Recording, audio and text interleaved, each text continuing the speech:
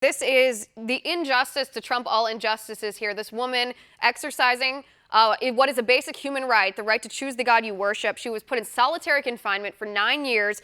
The Pakistani Supreme Court did acquit her, but now they say she's not allowed to leave the country, even to avoid what we just saw on the street. Mobs of Islamist men who still want her killed because she doesn't worship Muhammad.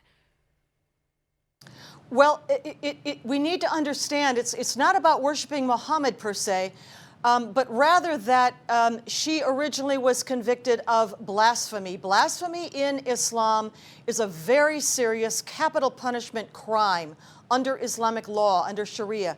And the fact that a secular state court acquitted her has no bearing on the fact that under Islamic law, she is still held to be guilty and still subject to the death penalty.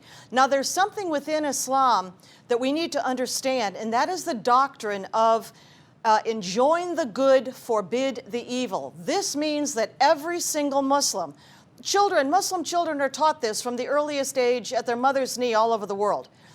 Each Muslim, faithful, devout, practicing Muslim, is obligated to enjoin the good, forbid the evil. That means to be the one that enforces Sharia, even if the secular courts do not, which means that her life, Asia Bibi's life, is in danger, certainly in Pakistan and other places where she may go, where there would be any kind of population like this that takes it to heart, takes this doctrine to heart, that they are obligated to enforce that judgment, which is under Sharia. It's not under Pakistani law necessarily that the judges acquitted her.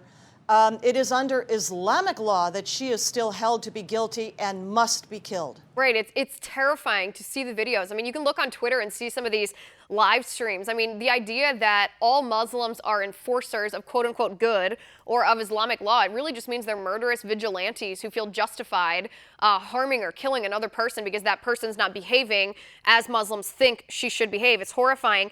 I think you can see an example of what you're saying, though, that it's not just the Pakistani government, that it's Sharia law, Islamic law as a whole, because Britain refuses to give this woman asylum, even though her life is in danger in Pakistan. They're citing security concerns because they're worried that British Muslims will harm her if she comes to Britain.